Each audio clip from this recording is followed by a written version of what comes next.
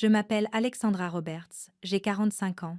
Je suis une officier de marine de carrière qui a gravi les échelons à partir d'un foyer modeste, sans relation. Pendant des années, j'ai maintenu ma famille à flot, en payant les factures, en envoyant de l'argent, en étant présente. Mais quand, lors de la réunion de famille pour ma grand-mère, mes parents ont plaisanté en disant que j'étais toujours au chômage et m'ont dit de laver la vaisselle, j'ai tracé une ligne qui a tout changé. Avez-vous déjà été rabaissé par des gens que vous avez portés à bout de bras? Dites-le moi dans les commentaires. Vous n'êtes pas seul. Avant que j'entre dans le vif du sujet, indiquez d'où vous nous rejoignez.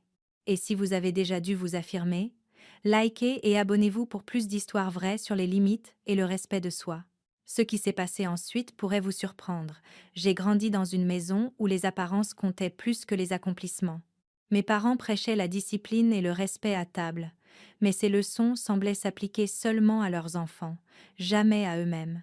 Notre modeste maison à 2 étages se trouvait au milieu d'un quartier où tout le monde connaissait les affaires des autres, et mes parents s'assuraient que leur version de l'histoire de notre famille était celle qui circulait. Ma mère collectionnait des figurines en porcelaine et les exposait dans une vitrine en verre qui occupait la moitié du mur du salon. Elle les époussetait tous les dimanches après l'église, en manipulant chaque pièce comme si elle contenait les secrets de la valeur de notre famille. Mon père conduisait une berline de 10 ans, mais il la cirait tous les week-ends jusqu'à ce qu'elle brille comme neuve. Il comprenait le pouvoir de la perception, même s'il ne pouvait pas se permettre la réalité derrière. J'étais l'enfant du milieu, coincé entre mon frère aîné Marcus, qui jouait mal au football américain mais avec bruit, et ma petite sœur Diane, qui chantait dans la chorale de l'église avec une voix qui faisait fermer les yeux aux gens et sourire. Je n'avais pas la confiance de Marcus, ni le talent évident de Diane. Ce que j'avais, c'était la fiabilité. Pendant que Marcus oubliait d'acheter les courses et que Diane pratiquait ses gammes dans sa chambre, j'étais celle qui se souvenait de payer la facture d'électricité, qui donnait des cours aux cousins plus jeunes lors des rassemblements familiaux, qui restait tard après les événements scolaires pour aider à ranger. Mes parents considéraient cela comme acquis.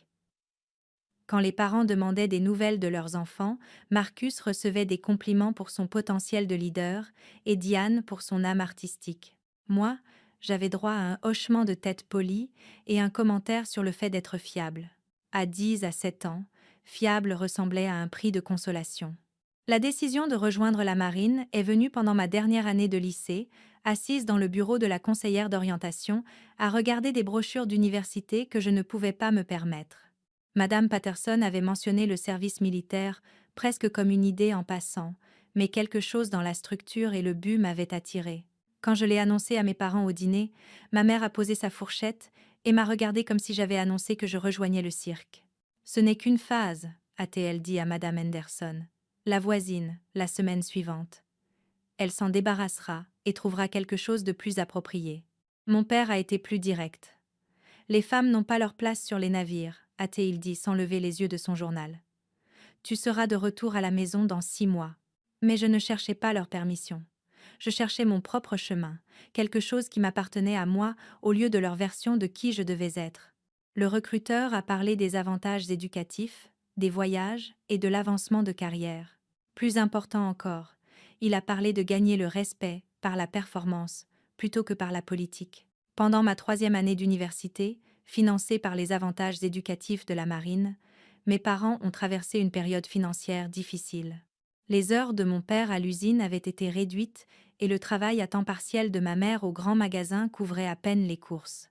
Sans qu'on me le demande, j'ai commencé à envoyer de l'argent à la maison depuis mon emploi du week-end et mes stages d'été. 200 $ ici, 300 là, assez pour garder les lumières allumées et l'hypothèque à jour.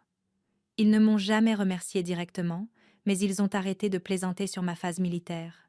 Quand j'ai obtenu mon diplôme avec mention et reçu ma commission, ma mère a même souri pendant la cérémonie. Mon père m'a serré la main ensuite et a dit « Pas mal, gamine ». Pour eux, c'était pratiquement une parade. Mon premier déploiement m'a emmené en Méditerranée pour 8 mois, pendant que mes amis d'université postaient des photos de week-end et de nouveaux emplois sur les réseaux sociaux. J'apprenais les systèmes de navigation et le droit maritime, envoyant la moitié de mon salaire à la maison pour aider avec les frais universitaires de Diane et les coûts du mariage de Marcus. Le sacrifice semblait valoir la peine. Je construisais quelque chose, Je contribuais à quelque chose de plus grand que moi, j'aidais ma famille à rester stable. Mais pendant les appels téléphoniques à la maison, j'ai remarqué un schéma. Mes parents passaient 10 minutes à me parler de la nouvelle promotion de Marcus à la banque ou du dernier solo de Diane, puis demandaient des nouvelles de mon petit boulot dans la marine, comme si c'était un hobby que je finirais par abandonner. Quand j'ai mentionné ma propre promotion au grade de lieutenant, ma mère a dit « C'est bien, ma chérie. » T'ai-je dit que Marcus a acheté une nouvelle voiture? Le déséquilibre est devenu plus évident pendant mes rares visites à la maison. À l'église, mes parents rayonnaient en racontant à la congrégation l'approbation du prêt immobilier de Marcus ou les fiançailles de Diane. Mais mon service militaire ne méritait qu'une brève mention, généralement présentée comme si j'étais encore en train de me trouver. Leurs amis hochaient la tête poliment et changeaient de sujet. J'ai commencé à comprendre que mes accomplissements ne cadraient pas avec leurs récits. Marcus représentait le succès traditionnel. Mariage, maison, emploi en entreprise. Diane représentait la réussite féminine. Fiançailles, poste d'enseignante, engagement communautaire. Moi, je représentais quelque chose qu'il ne pouvait pas catégoriser ou contrôler. Une fille en uniforme, célibataire et indépendante, gagnant le respect dans un monde qu'il ne comprenait pas. Pendant mon deuxième déploiement, cette fois dans le Pacifique, j'ai été promu commandant de corvette. La promotion s'accompagnait d'une augmentation de responsabilité et d'une hausse significative de salaire. Quand j'ai appelé pour partager la nouvelle, ma mère était plus intéressée par la planification de la fête prénuptiale de Diane. Mon père a demandé si j'avais rencontré de gentils officiers, comme si ma carrière n'était qu'un service de rencontres élaborées. L'argent que j'envoyais à la maison était devenu attendu plutôt qu'apprécié. Quand j'ai suggéré de réduire mes contributions pour me concentrer sur mes propres objectifs financiers, le ton de ma mère a changé. « Après tout ce que nous avons fait pour toi, » a-t-elle dit, « nous nous sommes sacrifiés pour t'élever. C'est ta façon de rendre l'appareil. » Mais je rendais déjà l'appareil. Je servais mon pays. Je représentais tout ce qu'il prétendait valoriser. Devoir, honneur, discipline. Le problème n'était pas ma contribution à la famille. Le problème était que mon succès ne se reflétait pas bien sur eux, de manière qu'ils pouvaient facilement expliquer à leurs amis. Un fils banquier était impressionnant. Le changement est devenu complet pendant mon troisième déploiement. Mes parents ont arrêté de mentionner mon service militaire dans leurs cercles sociaux. Quand des questions directes arrivaient, ils esquivaient. Elle est encore en train de se trouver ou elle est entre deux opportunités en ce moment. Comme si défendre mon pays était un trou dans mon CV plutôt que le centre de ma vie professionnelle. J'ai réalisé qu'ils avaient honte de ce qu'ils ne comprenaient pas. Et plutôt que d'essayer de le comprendre, ils avaient choisi de le minimiser. La fille qui avait discrètement maintenu leur ménage, qui avait aidé à payer les étapes importantes de ses frères et sœurs, qui avait construit une carrière basée sur le mérite et le service, était devenue une source d'embarras parce que son chemin ne correspondait pas à leur vision du succès féminin. La partie la plus dure n'était pas leur manque de fierté. C'était leur minimisation active de quelque chose qui avait donné un sens et une direction à ma vie. Chaque fois qu'ils me présentaient comme encore en train de chercher son chemin, ils effaçaient des années de croissance, d'accomplissement et de contribution. Ils choisissaient leur confort plutôt que ma réalité. Non pas par une confrontation dramatique, mais par l'érosion régulière du respect, de la gratitude et de la reconnaissance de base. Ils m'avaient enseigné l'importance de la loyauté familiale, puis démontré que leur loyauté ne s'étendait qu'aux versions de leurs enfants qui amélioraient leur statut social. La réunion de famille serait simplement le moment où cette fondation s'effondrerait entièrement.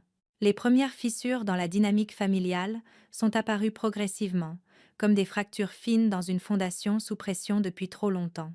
J'étais rentrée de déploiement en m'attendant aux courtoisies de base que les familles militaires étendent généralement à leurs membres en service, mais j'ai plutôt trouvé un environnement de plus en plus hostile où ma carrière était traitée comme un inconvénient pour leur récit social.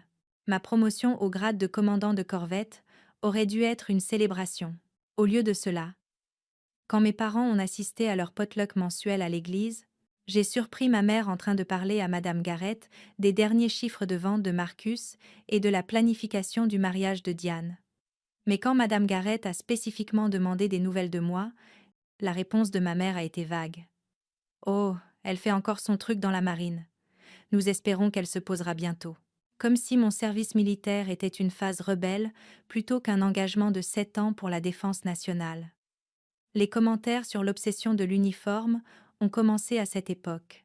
Mon père faisait des blagues sur mon costume quand je portais l'uniforme de parade aux événements familiaux formels, impliquant que je jouais à me déguiser plutôt que de représenter des années de grade et de responsabilités gagnées. Ça doit être sympa d'avoir quelqu'un d'autre qui choisit tes vêtements tous les jours, disait-il en riant de sa propre blague.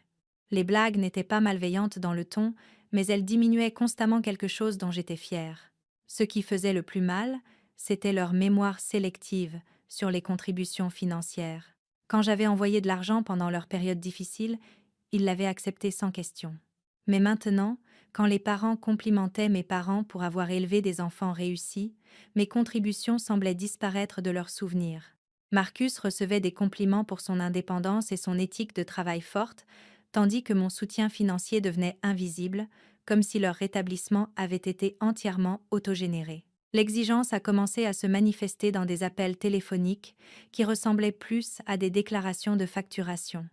Le toit a besoin de réparation, disait ma mère, sans demander de l'aide mais en impliquant l'obligation. Le camion de ton père fait encore ce bruit. Ce n'étaient pas des demandes. C'étaient des rappels de ce qu'ils considéraient comme ma dette continue pour leur investissement parental. Quand je suggérais qu'ils demandent un prêt pour amélioration de l'habitat ou envisagent un plan de paiement pour les réparations, la voix de ma mère devenait froide. Après 18 ans à t'élever, c'est comme ça que tu montres ta gratitude ? Mais je montrais déjà ma gratitude de manière constante par le service, les accomplissements et le soutien financier. Le problème n'était pas la gratitude de ma part, c'était leur incapacité à reconnaître des formes de succès qui ne correspondaient pas à leurs attentes traditionnelles.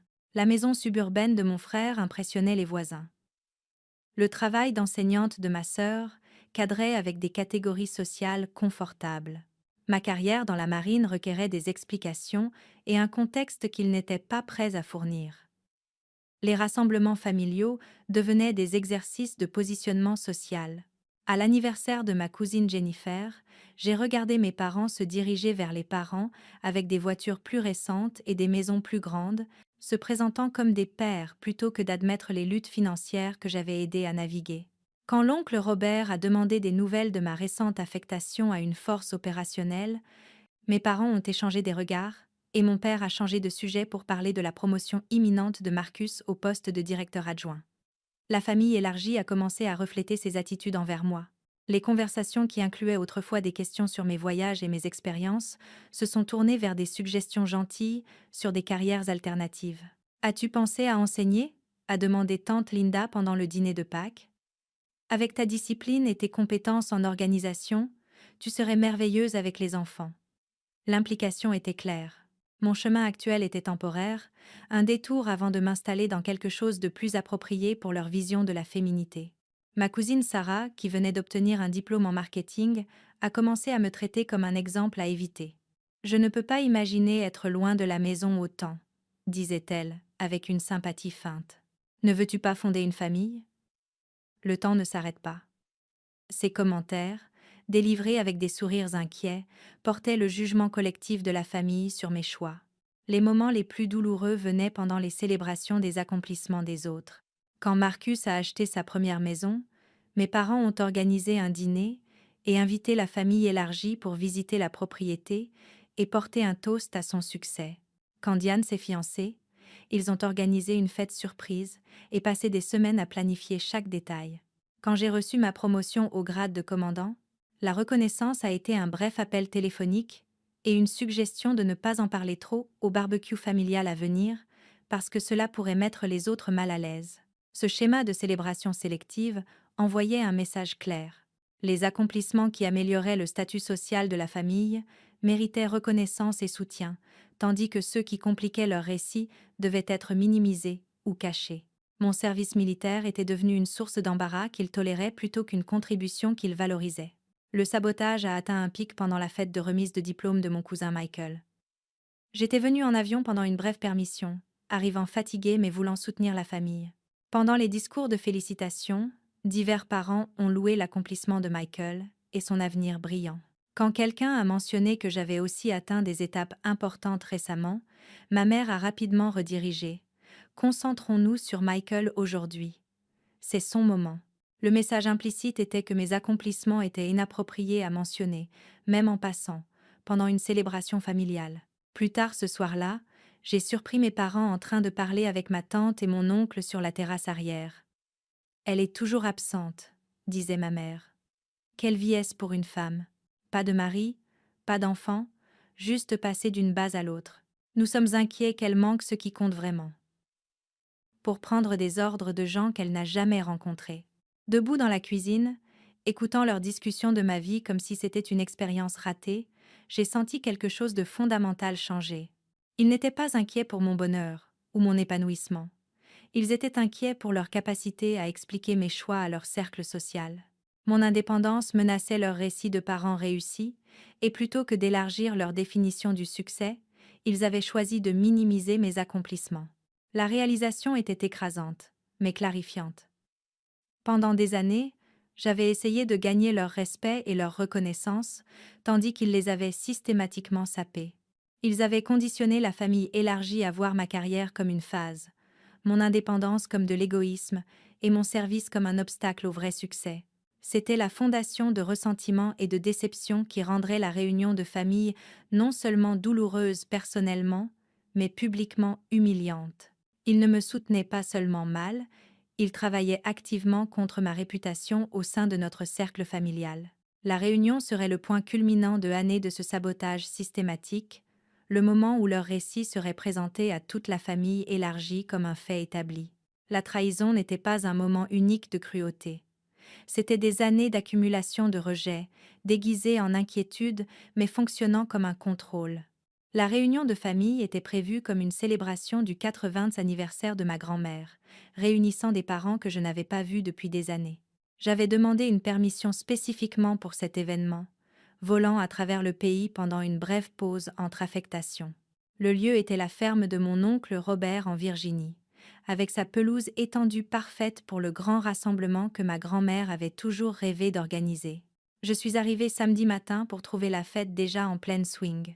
Les cousins se mettaient à jour autour d'un café, les enfants couraient entre les adultes, et l'odeur du barbecue emplissait l'air. Ma grand-mère m'a serré fort, son visage s'illuminant de fierté genuine. Ma petite fille, la commandante, a-t-elle murmuré à mon oreille. Je parle de toi à tout le monde. Ces mots étaient une brève chaleur avant que je rejoigne la dynamique familiale plus large. L'atmosphère était festive et confortable, le genre de rassemblement où les gens tombent naturellement dans des rôles et des conversations familiers. Je me suis retrouvée à parler avec la cousine Jennifer de son nouveau job en marketing, à écouter l'oncle Paul décrire son récent voyage de pêche, et à regarder mes jeunes neveux jouer au touch football avec la compétitivité familiale caractéristique. C'étaient les moments qui me rappelaient pourquoi la famille comptait, malgré les complications. Au fur et à mesure que l'après-midi avançait, les gens ont commencé à partager des mises à jour sur les carrières, les relations et les accomplissements. Marcus a annoncé sa récente promotion au poste de directeur des ventes régionales, gagnant des applaudissements et des félicitations des parents rassemblés. Diane a partagé des nouvelles sur son mariage à venir, et la maison qu'elle et son fiancé venaient d'acheter. L'humeur était célébratoire, supportive et inclusive. Quand la conversation s'est naturellement tournée vers moi, j'ai senti la tension familière mais espéré que, entourée de la famille élargie, mes parents pourraient montrer un côté différent de leur attitude envers ma carrière. Au lieu de cela, ce qui s'est passé ensuite se rejouerait dans ma mémoire pendant des années. « Et qu'en est-il de notre Sarah ?» a demandé tante Linda avec un intérêt genuin. « On n'entend jamais assez ce que tu fais. » La réponse de ma mère est venue avec un sourire qui n'atteignait pas ses yeux. « Oh, elle est encore au chômage, a-t-elle dit, son ton portant juste assez d'amusement pour signaler que c'était censé être drôle plutôt que cruel. Le mot encore impliquait que c'était une situation en cours plutôt qu'une mauvaise caractérisation d'un service militaire actif. Le commentaire a atterri comme une pierre dans de l'eau calme, créant des ondulations de silence confus. Plusieurs parents ont paru perplexes, sachant que j'étais évidemment employée par la marine des États-Unis. Mais avant que quiconque puisse demander une clarification, mon père a sauté dedans avec sa propre contribution. « Peu, être qu'elle peut laver la vaisselle pour une fois », a-t-il ajouté, souriant à sa propre blague. Dieu sait qu'elle n'a jamais aidé avec ça à la maison. C'était complètement faux. J'avais été responsable du nettoyage de la cuisine tout au long du lycée. mais cela servait à renforcer l'image de moi comme paresseuse et peu serviable. La pièce a explosé de rire. Pas le rire inconfortable de gens incertains si quelque chose était drôle, mais un amusement genuin de parents qui avaient été conditionnés par des années de sabotage subtil de mes parents à me voir comme la déception familiale. Le cousin Michael a gloussé et secoué la tête. Tante Patricia a couvert sa bouche, essayant d'étouffer son ricanement. Même Jennifer, qui avait été amicale moment avant, a souri et regardé ailleurs. Je suis restée là au centre de leur amusement, tenant un verre en plastique de thé sucré, sentant le sang se retirer de mon visage. 7 ans de service militaire, plusieurs déploiements, des responsabilités de leadership et des contributions financières à la stabilité de ma famille avaient été réduits à une punchline sur le chômage et la vaisselle. Tout ce que j'avais accompli, chaque sacrifice que j'avais fait, chaque moment de fierté dans mon service avait été effacé par 2 phrases délivrées avec un timing comique parfait. La pire partie n'était pas l'humiliation elle-même. C'était la réalisation que ce moment avait été orchestré. Mes parents n'avaient pas spontanément décidé de se moquer de moi devant toute la famille élargie. Ils avaient construit cela pendant des années, conditionnant les parents à me voir comme un échec pour que, quand le moment viendrait, tout le monde rirait avec eux, au lieu de questionner la cruauté. Ce qui rendait la trahison complète, c'était la participation du public. C'étaient des gens qui me connaissaient depuis l'enfance, qui m'avaient vu grandir, qui auraient dû reconnaître le décalage entre la caractérisation de mes parents et mes accomplissements évidents. Au lieu de cela, ils ont ri parce que mes parents leur avaient donné la permission de rire, m'avaient encadré comme la cible acceptable pour l'humour familial. Je ne pouvais pas me défendre sans sembler sur la défensive. Je ne pouvais pas expliquer ma carrière réelle, sans paraître me vanter ou contredire le récit familial qui venait d'être établi. Je ne pouvais même pas quitter la conversation gracieusement, sans confirmer leur implication que je ne pouvais pas gérer la critique ou les blagues. Donc je suis restée là, silencieuse, pendant que les rires continuaient autour de moi. Ma grand-mère paraissait confuse mais n'est pas intervenue. Les parents qui auraient pu questionner la caractérisation étaient soit trop polis pour contredire leurs hôtes, soit croyaient genuinely ce qu'ils avaient entendu. La conversation a passé à d'autres sujets, mais le dommage était fait. Pour le reste de l'après-midi, j'ai senti le changement dans la façon dont les gens interagissaient avec moi. Au lieu de demander des nouvelles de mon travail ou de mes expériences, ils offraient un encouragement gentil sur la recherche du bon chemin et de ne pas abandonner. Au lieu de me traiter comme une égale, ils me traitaient comme quelqu'un qui avait besoin de soutien et de guidance pendant des temps difficiles. Mes parents avaient accompli exactement ce qu'ils avaient prévu. Ils avaient publiquement établi leur version de mon histoire, gagné la sympathie de la famille pour avoir à gérer une fille décevante, et se positionnaient comme des parents patients et longs souffrants plutôt que des gens qui avaient été soutenus financièrement par l'enfant qu'ils moquaient maintenant. La trahison n'était pas seulement personnelle, elle était stratégique. Ils avaient utilisé la réunion de famille comme le lieu parfait pour solidifier leur récit sur ma vie, sachant qu'une fois l'histoire racontée devant toute la famille élargie, elle deviendrait la vérité acceptée. Ils avaient weaponisé mon amour pour la célébration de l'anniversaire de ma grand-mère, sachant que je ne causerais pas de scène ou ne riposterais pas dans ce cadre. Debout là, dans l'après-coup de leur humiliation calculée, j'ai réalisé que ce n'était pas de la déception parentale ou de l'inquiétude. C'était la destruction délibérée de ma réputation au sein de notre famille. Exécutée avec précision et soutenue par des années de préparation attentive. Ils ne m'avaient pas juste moqué, ils m'avaient effacé.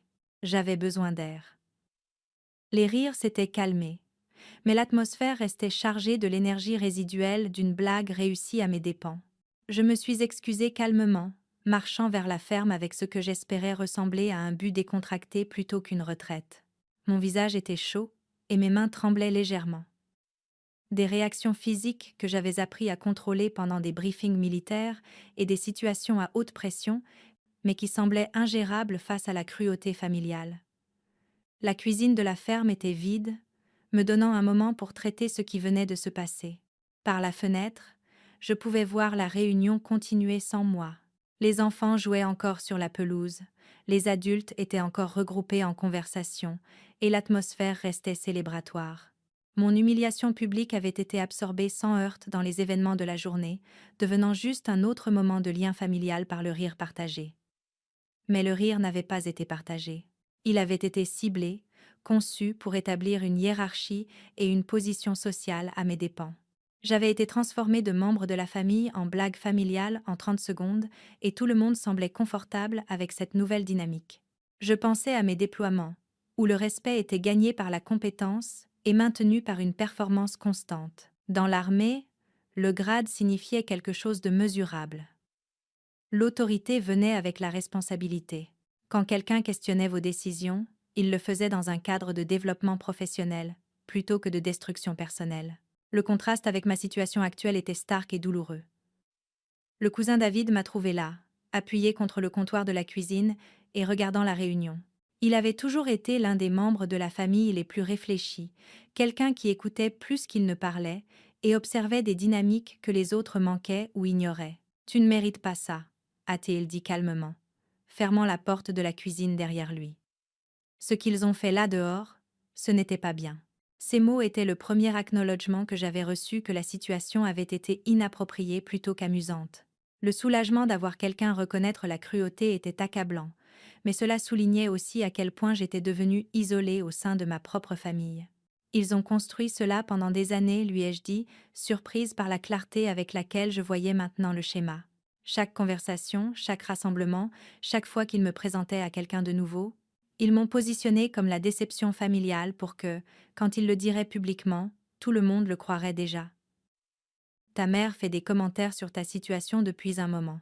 J'ai toujours trouvé ça bizarre, considérant que tu es évidemment réussi dans ta carrière.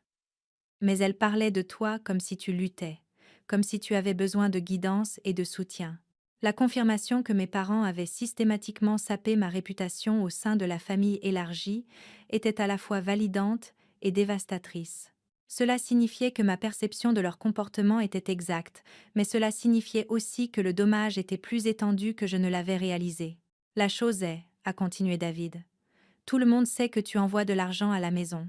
Marcus l'a mentionné une fois. Comment tu as aidé avec les coûts de son mariage et les frais universitaires de Diane. Mais d'une manière ou d'une autre, cela n'apparaît jamais quand tes parents parlent de toi comme étant au chômage. C'était la pièce finale de compréhension dont j'avais besoin. Mes parents n'avaient pas juste minimisé ma carrière.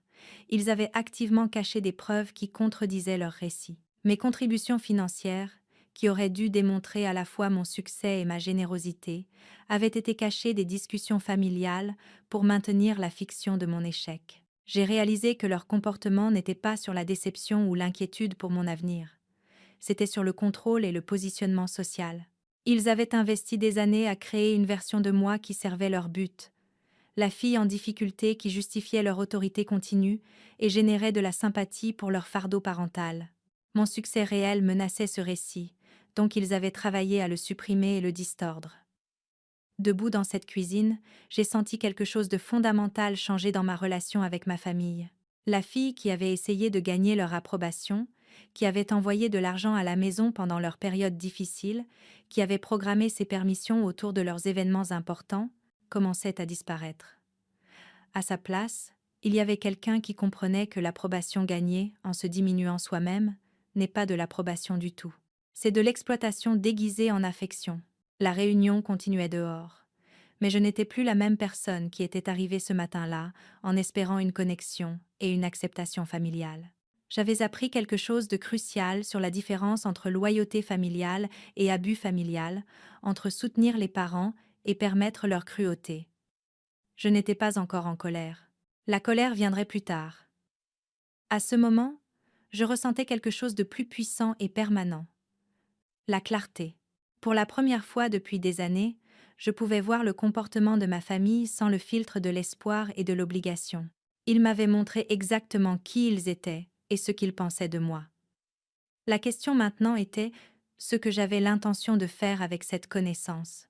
Le son qui a traversé le bavardage de la réunion n'était pas immédiatement identifiable. Au début, on aurait dit un tonnerre distant, mais le ciel était clair et bleu. Puis, il s'est amplifié. Plus rythmique, indubitablement mécanique. Le whomp-whomp-whomp distinctif de pales de rotor approchant. J'ai entendu les conversations dehors commencer à s'arrêter, les voix s'estompant tandis que les gens levaient la tête pour localiser la source du bruit croissant.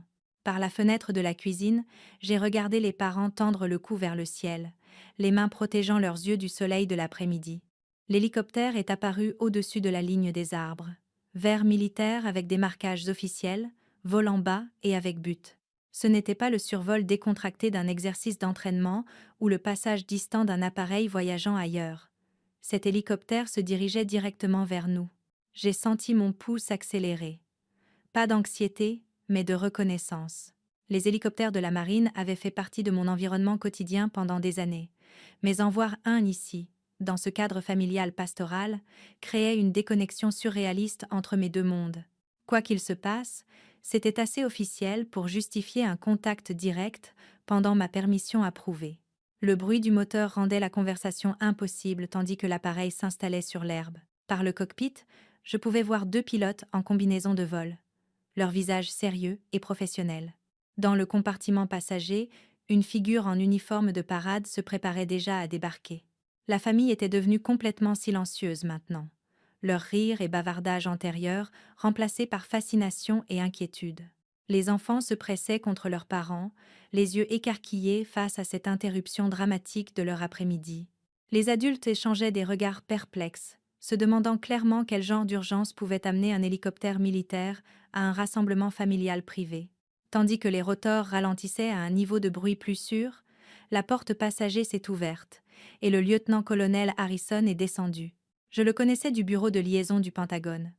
Un officier de carrière avec un port impeccable et le genre de comportement formel qui ne laissait aucun doute sur la gravité de sa présence.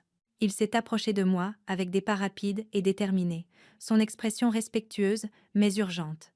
Derrière lui, je pouvais voir les pilotes maintenir leur position, moteur encore en marche. Ce n'était pas une visite sociale ou un ramassage planifié. C'était un protocole d'interruption utilisé seulement pour des situations qui ne pouvaient pas attendre les canaux de communication normaux. Amiral, a-t-il dit, sa voix portant clairement à travers la réunion maintenant calme, désolé d'interrompre votre permission. Nous avons besoin de vous au Pentagone immédiatement. Les mots ont frappé le rassemblement comme un choc physique. J'ai regardé les visages de ma famille, changés en temps réel, les expressions passant de la confusion à l'incrédulité, à quelque chose approchant la peur. La main de ma mère est allée à sa gorge. La bouche de mon père s'est légèrement ouverte. Les parents qui avaient ri à des blagues sur mon chômage 30 minutes plus tôt me regardaient maintenant comme si j'avais été transformée en une personne complètement différente. Parce que je l'avais été. Ou plutôt, ils voyaient enfin qui j'avais été tout du long. « Amiral », a murmuré ma mère, bien que dans le calme soudain sa voix ait porté à tout le monde à proximité. Le lieutenant-colonel Harrison a attendu ma réponse, mais sa présence et son adresse formelle avaient déjà communiqué tout ce qui était nécessaire. Ce n'était pas un cas d'identité erronée ou de courtoisie militaire, étendu à un officier de rang inférieur. C'était un officier senior s'adressant à un officier de rang amiral dont la présence immédiate était requise pour des affaires d'importance nationale. Le rassemblement familial était devenu complètement figé, un tableau de choc et de réalisation. L'oncle Robert, qui possédait la ferme, paraissait essayer de traiter le fait d'avoir un hélicoptère militaire sur sa propriété. L'expression de tante Linda était passée de la confusion à quelque chose approchant nos cousins qui avaient été décontractés et familiers. Avec moi tout l'après-midi semblait maintenant incertain sur comment agir en présence de quelqu'un dont le rang il commençait juste à comprendre. Mais c'était la réaction de mes parents qui capturait toute la magnitude du moment. La confiance smug qu'ils avaient affichée pendant leur humiliation publique de moi avait complètement évaporé. Le visage de mon père était devenu pâle, et il semblait incapable de fermer la bouche. Ma mère continuait à regarder entre moi et l'hélicoptère, comme si elle ne pouvait pas faire le lien entre la fille qu'elle venait de moquer et l'officier Zhao à être convoqué au Pentagone. « Oui, monsieur », ai-je répondu au lieutenant-colonel Harrison, ma voix prenant automatiquement le professionnalisme crisp qui était devenu seconde nature après des années de service militaire. « Quelle est la situation ?»« Détail en transit, amiral. Nous avons un hélicoptère en attente pour vous emmener directement à Andrews, puis un vol pour Washington. C'est priorité alpha.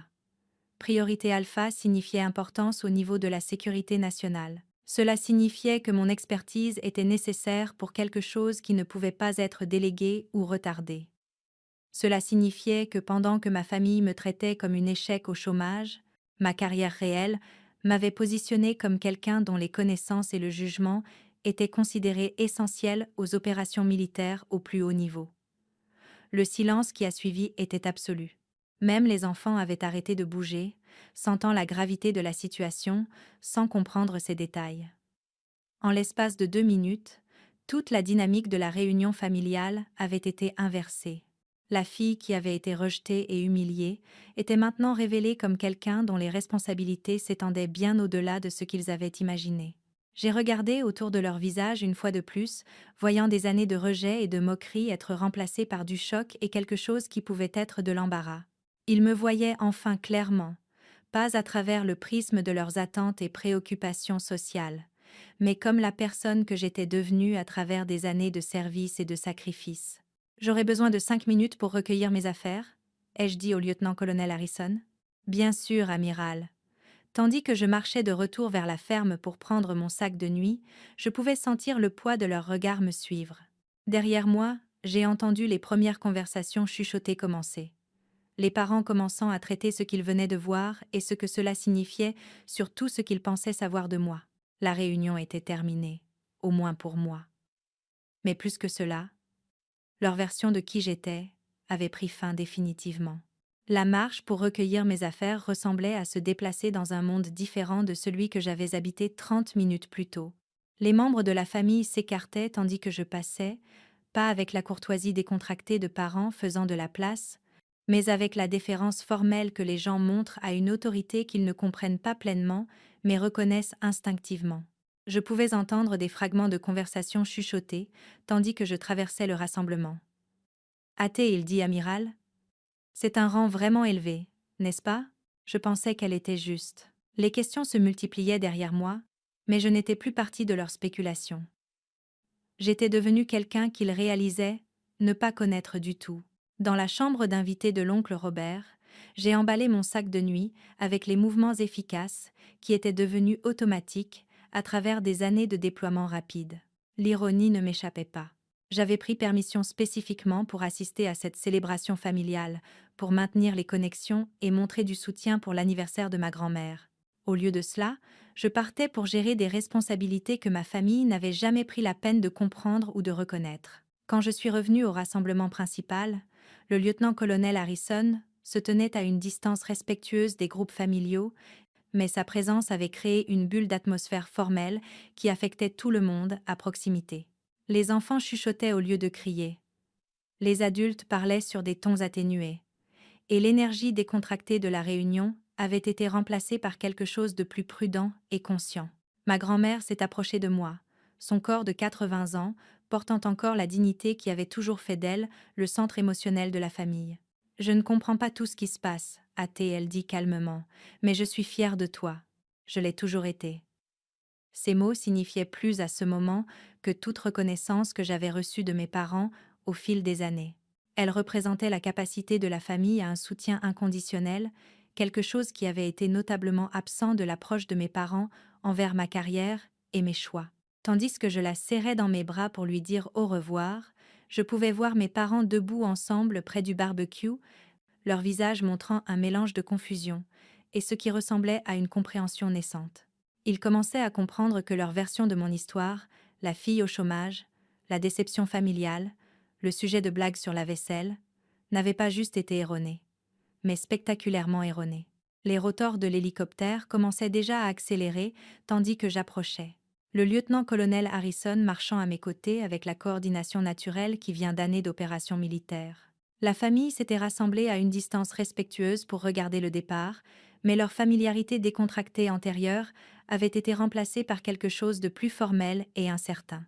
Ma mère a fait quelques pas vers moi, son visage montrant le genre d'expression que les gens portent quand ils essayent de traiter des informations qui ne cadrent pas avec leur compréhension existante. « Sarah » a-t-elle appelé, devant élever la voix par-dessus le bruit croissant des rotors.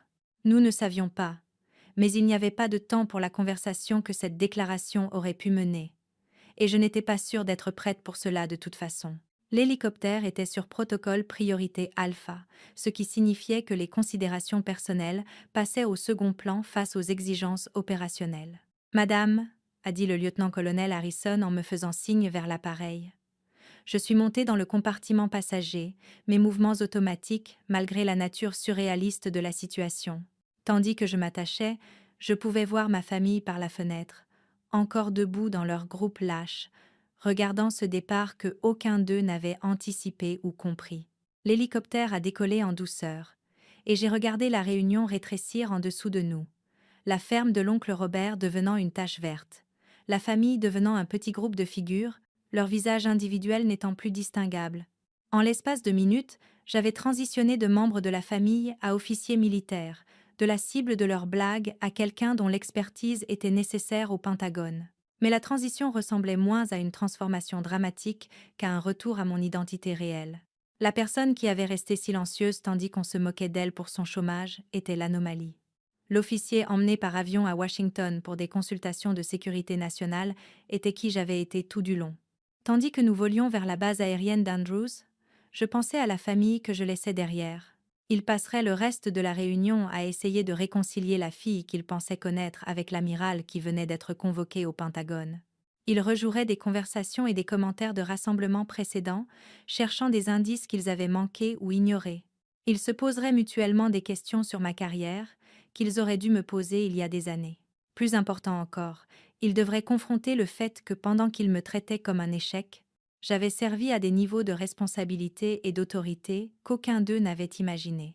La fille au chômage qu'ils avaient moquée était en réalité quelqu'un dont le jugement professionnel était considéré essentiel aux opérations militaires au plus haut niveau du gouvernement. L'hélicoptère a viré à l'est vers Washington, m'emmenant de retour vers le monde où mes contributions étaient valorisées et mon expertise respectée. Derrière nous, la réunion de famille continuait, mais ce n'était plus le même rassemblement.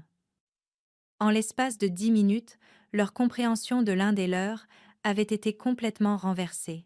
Le silence qui était tombé sur le rassemblement quand le lieutenant-colonel Harrison m'avait appelé amiral résonnait encore dans ma mémoire. C'était le son des assumptions s'effondrant, des récits forcés à confronter la réalité, d'une famille voyant enfin ce qu'elle avait choisi d'ignorer pendant des années. Mais je n'étais plus concernée par leurs réactions ou leur processus de compréhension. L'hélicoptère m'emmenait vers des responsabilités qui comptaient plus que la politique familiale, vers un travail qui avait un sens au-delà du positionnement social et du drame domestique. Pour la première fois depuis des années, je me sentais moi-même à nouveau. Les suites du départ de l'hélicoptère ont créé un vide de compréhension que ma famille a lutté pour remplir. Selon David, qui m'a appelé des semaines plus tard, les heures restantes de la réunion ont été dominées par des conversations confuses et des réalisations inconfortables. Les parents qui avaient ri aux blagues sur mon chômage se trouvaient maintenant à essayer d'expliquer à leurs propres enfants pourquoi ils avaient participé à moquer quelqu'un d'une importance aussi évidente. Mes parents, Mathé, il dit, étaient devenus presque invisibles pour le reste du rassemblement. Ils s'étaient retirés dans des coins calmes, évitant les questions et les regards qui les suivaient partout où ils allaient. L'oncle Robert avait approché mon père pour demander des nouvelles de mon rang réel et de mes responsabilités, mais mon père n'avait pas de réponse à donner. Il ne savait genuinement pas ce que je faisais pour l'armée au-delà de la notion vague que je travaillais sur des navires. Les questions se sont multipliées tout au long de l'après-midi. Depuis combien de temps est-elle amirale? Quel genre de travail fait-elle au Pentagone? Pourquoi personne n'en a-t-il parlé avant? Mes parents se sont retrouvés incapables de fournir des informations de base sur la carrière de leur propre fille, un fait qui est devenu de plus en plus évident et embarrassant au fur et à mesure que la journée avançait. Tante Linda avait tiré ma mère de côté pour exprimer sa confusion sur les blagues antérieures. « Je ne comprends pas, avait-elle dit. Si Sarah est amirale, comment est-elle au chômage ?» La réponse de ma mère, selon le récit de David, était une tentative balbutiante d'expliquer qu'ils avaient été inquiets pour ma vie personnelle plutôt que pour mon succès professionnel. Mais l'explication n'a satisfait personne, encore moins ma mère elle-même. La révélation avait détruit plus que leur statut social immédiat à la Réunion. Elle avait exposé des années soit de tromperie délibérée, soit d'ignorance volontaire sur ma vie et ma carrière. Les parents ont commencé à se rappeler des conversations où mes parents avaient minimisé mes accomplissements, rejeté mes contributions ou redirigé l'attention loin de mes réalisations. Le schéma est devenu impossible à ignorer une fois que les gens ont commencé à le chercher. La lutte de mes parents n'était pas seulement sur l'embarras, c'était sur l'effondrement complet de leur autorité au sein de la dynamique familiale. Ils s'étaient positionnés comme les parents sages et inquiets d'une fille décevante. Maintenant, ils apparaissaient comme soit des menteurs qui avaient délibérément mal représenté moi, soit comme remarquablement mal informés sur la vie de leur propre enfant. Aucune option ne reflétait bien leur jugement ou leur crédibilité. La réaction de la famille élargie était plus complexe qu'un simple embarras. Certains parents, comme David, ressentaient un regret genuin pour leur participation à la moquerie antérieure. D'autres semblaient en colère d'avoir été trompés, sentant que mes parents les avaient utilisés comme participants involontaires dans une campagne de diminution. Quelques-uns semblaient réévaluer des années d'interaction familiale, se demandant quelles autres assumptions pouvaient être erronées. Mais le changement le plus significatif était dans la façon dont ils se rapportaient à mes parents. Le couple qui avait commandé le respect social par leur stabilité apparente et leur bon jugement semblait maintenant des narrateurs peu fiables de leur propre histoire familiale. S'ils pouvaient être si erronés sur quelque chose d'aussi basique que la carrière réussie de leur fille, qu'avaient-ils d'autre mal représenté ou mal compris? Pour moi, l'affectation au Pentagone s'est avérée être une consultation de planification stratégique qui a duré 3 semaines. Le travail était challenging et important.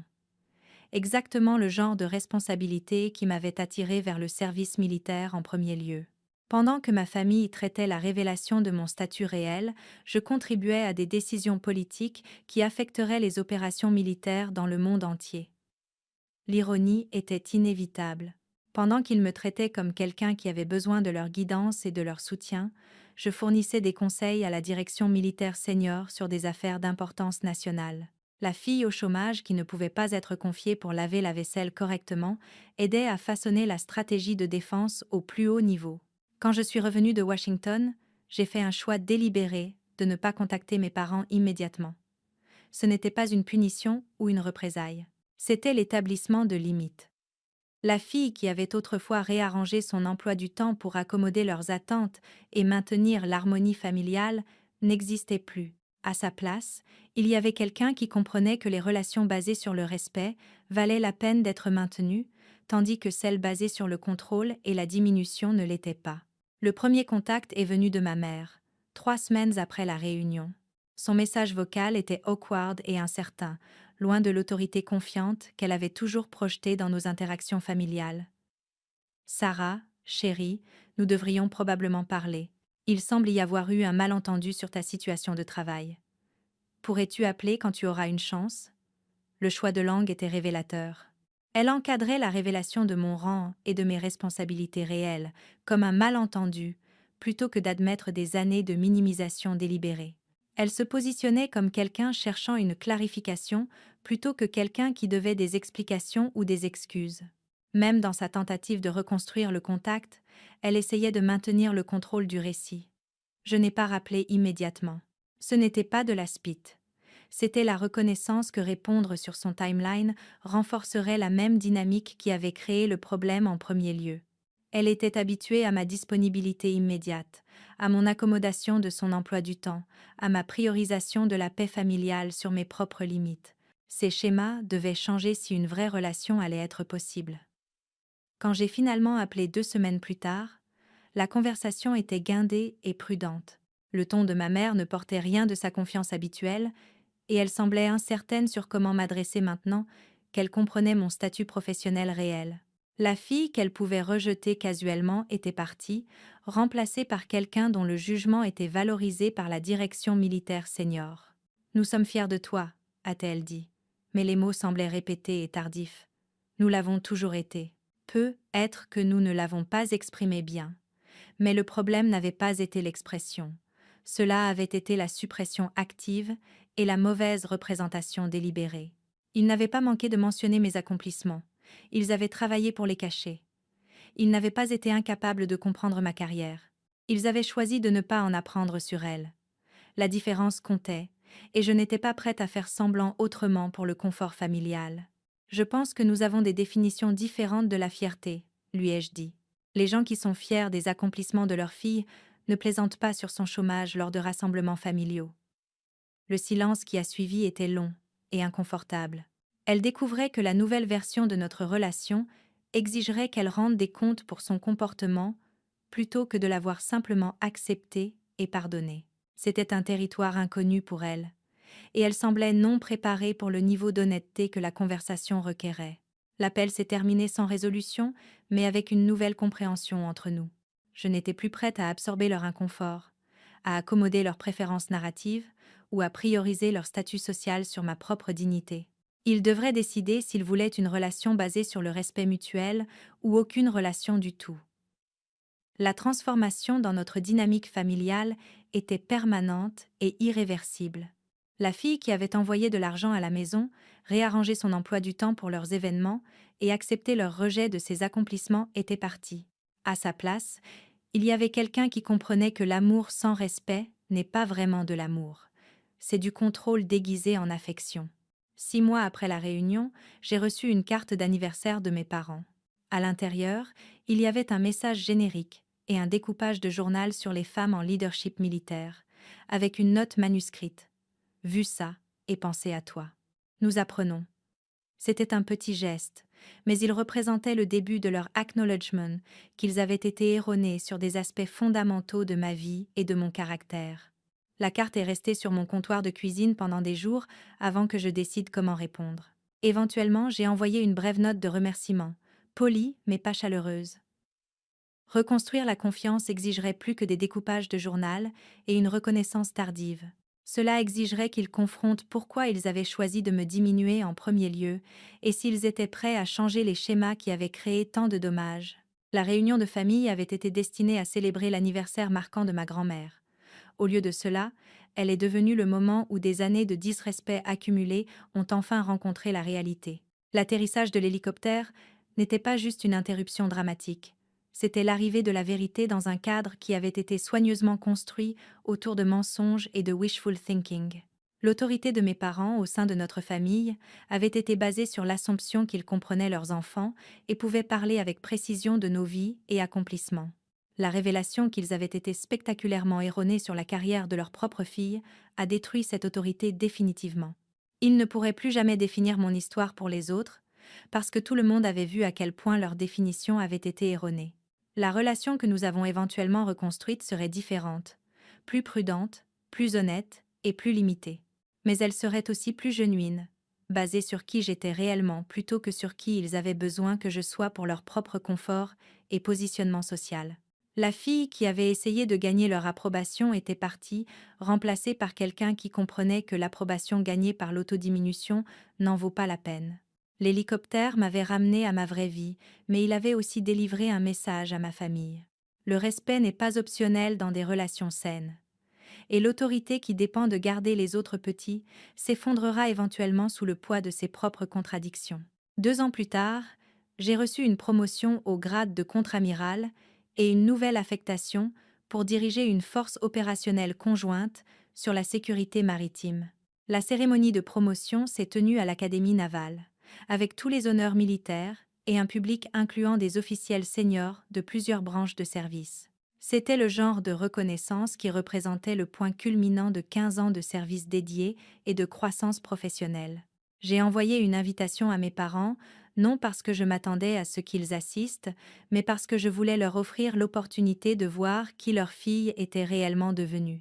À ma surprise, ils ont accepté. Ils sont arrivés à la cérémonie paraissant inconfortables, mais déterminés, habillés de leurs meilleurs vêtements et se portant avec la dignité prudente de gens qui savaient qu'ils étaient hors de leur élément. Pendant la réception ensuite, je les ai regardés lutter pour faire la conversation avec des officiels militaires dont les rangs et responsabilités ils ne comprenaient encore pas pleinement. Mais ils essayaient. Ma mère posait des questions réfléchies sur ma nouvelle affectation au lieu de changer de sujet. Mon père écoutait quand des collègues décrivaient mes accomplissements précédents au lieu de les rejeter avec des blagues. Ils apprenaient à être fiers de quelque chose qu'ils n'avaient jamais pris la peine de comprendre, et bien que l'effort soit tardif, il était genuine. La conversation que nous avons eue ensuite était la plus honnête que nous avions partagée depuis des années. Ils ont admis qu'ils avaient été erronés sur ma carrière, erronés sur mes contributions à la famille, et erronés sur leur approche de notre relation. Ils ne pouvaient pas défaire les années de rejet et de moquerie, mais ils pouvaient s'engager à un comportement différent à l'avenir. Nous ne savions pas comment être fiers de quelque chose que nous ne pouvions pas expliquer à nos amis, a admis ma mère. Le job de ton frère avait du sens pour nous. La vie de ta sœur ressemblait à ce que nous attendions. Mais tu faisais des choses que nous ne pouvions pas catégoriser ou comprendre, donc nous avons essayé de te faire rentrer dans nos attentes au lieu de les élargir. C'était la chose la plus proche d'une excuse que je recevrais jamais, et c'était assez. Pas parce que cela effaçait le dommage qu'ils avaient causé, mais parce que cela représentait leur acknowledgement de responsabilité et leur engagement à changer. La relation que nous avons reconstruite était plus petite que celle que nous avions avant, mais elle était plus authentique. Ils n'essayaient plus de contrôler mon récit ou de minimiser mes accomplissements pour convenir à leur niveau de confort. Je n'envoyais plus d'argent à la maison ou ne réarrangeais plus mon emploi du temps pour accommoder leurs attentes. Nous nous rencontrions comme des adultes avec des vies séparées plutôt que comme parents et enfants enfermés dans des schémas d'obligation et de ressentiment. Ma carrière continuait à avancer, m'emmenant à des affectations autour du monde et des responsabilités qui requéraient une expertise que ma famille ne comprendrait jamais pleinement. Mais ils ont arrêté d'essayer de minimiser ce qu'ils ne pouvaient pas comprendre, et ils ont commencé à faire confiance que mes choix avaient de la sagesse même quand ils ne pouvaient pas le voir. La dynamique de la famille élargie avait changé définitivement aussi. Les parents qui avaient participé à me moquer me traitaient maintenant avec une combinaison de respect et d'embarras. Certains, comme David, sont devenus des amis plus proches une fois que la hiérarchie familiale avait été disruptée. D'autres maintenaient une distance polie, peu, être inconfortables avec le rappel de leur propre mauvais jugement.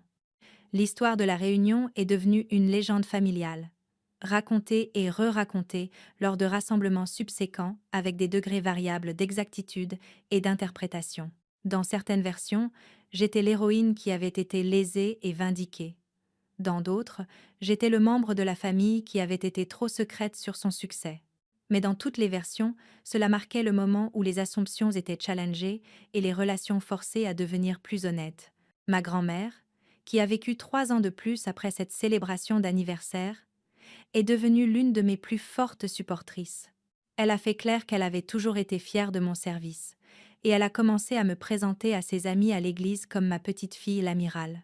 Sa fierté était simple et inconditionnelle, non contaminée par des attentes sociales ou des agendas personnels. Quand elle est décédée, j'ai obtenu une permission d'urgence pour assister à ses funérailles et servir comme l'un des porteurs du cercueil. Mes parents ont regardé avec ce qui ressemblait à une fierté genuine, tandis que je performais les honneurs militaires pour son service, et ensuite ma mère a dit calmement « Elle a toujours su qui tu étais vraiment ». Les années suivant la réunion m'ont enseigné que la justice ne vient pas toujours par la confrontation ou la revanche. Parfois, elle vient par la simple persistance de la vérité, qui devient éventuellement impossible à ignorer ou supprimer. Le récit de mes parents sur ma vie s'était effondré, non parce que je l'avais combattu, mais parce que la réalité avait finalement submergé leur capacité à maintenir la fiction. La fille qui avait resté silencieuse tandis qu'on la moquait à la réunion familiale était partie, remplacée par quelqu'un qui comprenait que demander le respect n'est pas agressif, c'est nécessaire. La femme qui avait essayé de gagner l'amour par l'autodiminution avait appris que les relations requérant un tel sacrifice ne valent pas la peine d'être maintenues. J'ai trouvé l'épanouissement dans un travail qui comptait, dans des collègues qui valorisaient la compétence sur la politique et dans une vie construite autour du service plutôt que des attentes sociales. L'approbation que j'avais autrefois cherchée de parents qui ne pouvaient pas voir ma valeur est devenue irrelevante comparée au respect que j'ai gagné de gens qui comprenaient la valeur de mes contributions. L'hélicoptère qui avait atterri à la réunion familiale ne m'avait pas juste emmené à une affectation importante, il m'avait ramené à mon moi authentique. La femme qui était montée à bord de cet appareil était la même personne que j'avais été tout du long avant que les attentes familiales et les pressions sociales m'aient convaincue de me faire plus petite pour leur confort. La meilleure revanche n'était pas la colère ou la représaille, c'était de me tenir droite sur mes propres termes quand le monde a enfin vu qui j'étais vraiment. C'était la satisfaction calme de savoir que tandis que d'autres avaient essayé de définir ma valeur par leurs limitations, j'avais construit une vie basée sur mes propres capacités et valeurs. La réunion de famille avait été destinée à célébrer le 80e anniversaire de ma grand-mère. Au lieu de cela, elle est devenue le jour où j'ai arrêté de permettre l'incapacité des autres à comprendre ma vie de diminuer mon sens de sa valeur. Le rire qui avait résonné à travers la ferme de l'oncle Robert a été éventuellement remplacé par le silence, puis par les conversations plus compliquées mais honnêtes que les vraies relations requièrent. En fin de compte, l'atterrissage de l'hélicoptère n'était pas juste une vindication dramatique, c'était l'arrivée de la vérité dans un endroit qui avait été soutenu par des mensonges confortables. Et la vérité, une fois arrivée, change tout définitivement. L'impact durable de cet après-midi s'étendait bien au-delà de ma famille immédiate. Le mot de l'incident de la Réunion s'est répandu à travers notre réseau élargi, atteignant des amis de famille, des membres de l'Église et des connaissances communautaires qui avaient entendu la version de mes parents sur mon histoire au fil des années. Le contraste dramatique entre leur récit et la réalité a créé des effets d'ondulation qui ont pris des mois à se manifester pleinement. Madame Henderson, notre voisine de longue date, a approché ma mère au supermarché des semaines plus tard, avec des questions qui révélaient à quel point mes parents avaient largement mal représenté ma situation. Je suis si confuse, a-t-il dit. Tu parlais toujours de Sarah luttant pour trouver sa place, mais mon neveu a regardé son dossier militaire en ligne et dit qu'elle est l'une des plus jeunes amiraux de l'histoire récente. Comment cela fonctionne-t-il? Ma mère s'est retrouvée incapable d'expliquer la contradiction, sans admettre des années de minimisation délibérée. La femme qui avait toujours contrôlé les récits sociaux dans son cercle immédiat faisait maintenant face à des questions qu'elle ne pouvait pas répondre sans révéler la profondeur de sa propre tromperie ou ignorance. Des conversations similaires se sont multipliées à travers leur sphère sociale. Les membres de l'Église, qui avaient prié pour ma situation d'emploi, basée sur les demandes de mes parents, se demandaient maintenant pourquoi ils avaient été mal informés sur quelque chose d'aussi basique. Des amis de famille qui avaient offert de la sympathie pour le fardeau de mes parents de soutenir un enfant adulte ont appris que j'avais en réalité soutenu financièrement eux pendant des années. La révélation a forcé mes parents à confronter non seulement leur relation avec moi, mais leur relation avec la vérité elle-même. Ils étaient devenus si investis dans leur version de mon histoire qu'ils avaient perdu la trace de la réalité. La fille qu'ils décrivaient aux autres ne ressemblait en rien à la personne que j'étais devenue, et maintenir cette fiction avait requis des gymnastiques mentales de plus en plus élaborées. La réaction de mon père était peu être la plus révélatrice. Pendant notre première conversation téléphonique après la réunion, il a dit quelque chose qui révélait le cœur de sa lutte. Je ne sais pas comment parler de toi maintenant. Quand les gens demandent des nouvelles de mes enfants, j'ai toujours su quoi dire sur Marcus et Diane. Mais toi, je réalise que je ne sais pas ce que tu fais réellement, jour après jour. Cette admission exposait le problème fondamental dans notre relation. Il n'avait jamais pris la peine d'apprendre sur mon travail parce que cela ne cadrait pas avec son cadre pour comprendre le succès. Plutôt que d'élargir sa perspective, il avait choisi de diminuer mes accomplissements jusqu'à ce qu'ils correspondent à sa capacité limitée à les catégoriser. Le processus de reconstruction requérait qu'il admette son ignorance volontaire sur la vie de sa propre fille. Cela signifiait admettre que ses commentaires dédaigneux sur ma carrière avaient été basés sur des préjugés plutôt que sur la connaissance. Le plus difficile de tout, cela signifiait reconnaître que son échec à comprendre mon chemin ne le rendait pas moins précieux. Cela rendait sa compréhension inadéquate. Ma relation avec mes frères et sœurs a aussi changé de manières inattendues. Marcus, qui avait toujours apprécié sa position comme l'enfant réussi, s'est retrouvé à devoir recalibrer sa compréhension des dynamiques familiales. Sa promotion à la banque, qui avait autrefois semblé le summum de l'accomplissement familial, paraissait maintenant modeste comparée à mon avancement militaire. Pendant un rare dîner familial, 6 mois après la réunion, il a fait un commentaire qui révélait son propre processus d'ajustement. Je suppose que j'ai toujours pensé que tu étais jalouse de ma carrière. Maintenant, je me demande si j'aurais dû prêter plus d'attention à la tienne. La déclaration n'était pas exactement une excuse, mais c'était un acknowledgement que la hiérarchie de notre famille avait été basée sur des assumptions erronées. Marcus apprenait que le succès vient sous des formes qui ne se traduisent pas toujours facilement aux standards sociaux suburbains.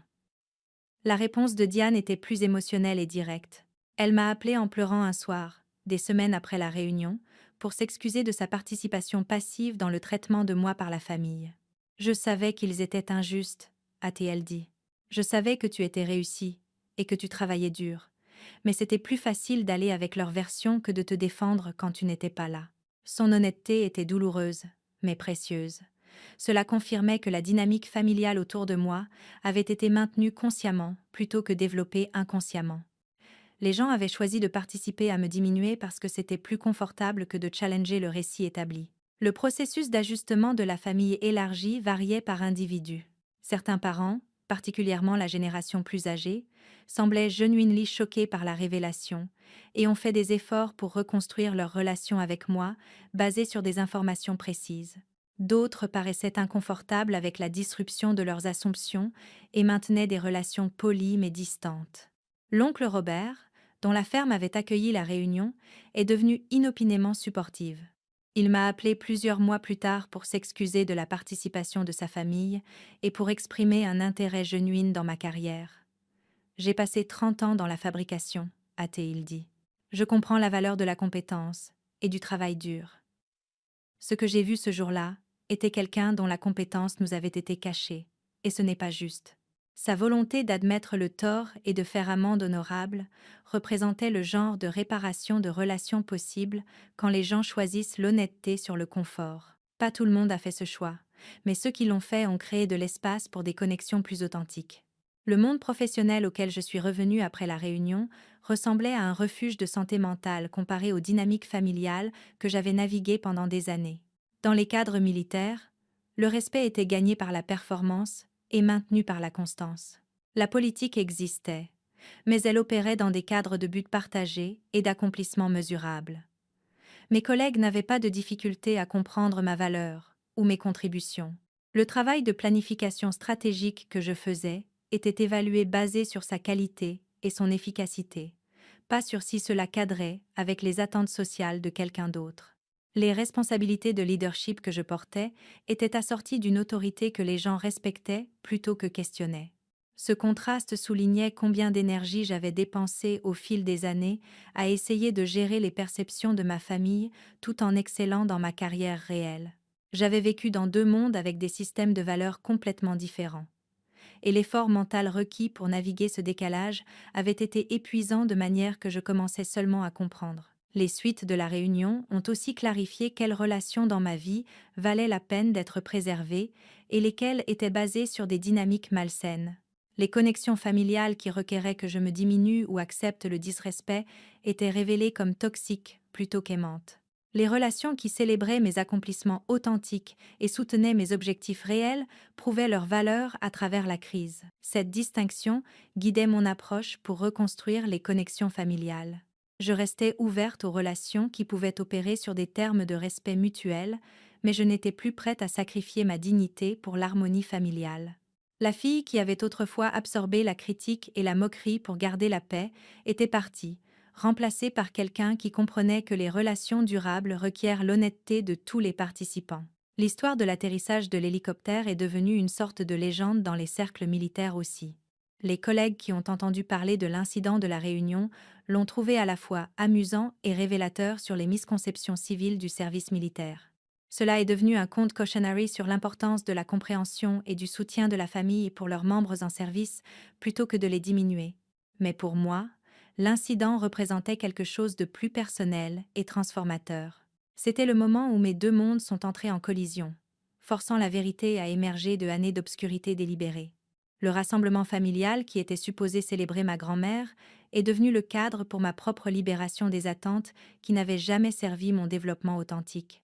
En regardant en arrière, je peux voir que la réunion était inévitable. L'écart entre le récit de mes parents et ma réalité avait grandi si large que quelque sorte de reckoning était bound à se produire. L'hélicoptère a simplement fourni le timing dramatique qui a rendu la révélation impossible à ignorer ou rationaliser. La leçon durable n'était pas sur les dynamiques familiales ou le service militaire spécifiquement. C'était sur l'importance de vivre authentiquement même quand les autres préfèrent des mensonges confortables. La vérité a une façon de surgir éventuellement, et les relations construites sur de fausses fondations s'effondreront éventuellement sous le poids de leurs propres contradictions. L'hélicoptère qui a atterri sur la ferme de l'oncle Robert cet après-midi m'a ramené à ma vraie vie, mais il a aussi délivré un message qui s'étendait bien au-delà de ma situation immédiate. Le respect pour les accomplissements et choix authentiques des autres n'est pas juste poli. C'est essentiel pour des relations saines. Quand nous diminuons les gens pour convenir à notre compréhension limitée, nous endommageons non seulement eux, mais notre capacité pour une connexion genuine et une croissance. Merci d'avoir écouté mon histoire. Maintenant, je veux entendre de vous. Avez-vous déjà été rejeté, sous-estimé, ou même moqué par votre propre famille? Comment l'avez-vous géré? Laissez votre expérience dans les commentaires et parlons de ce que signifie vraiment s'affirmer.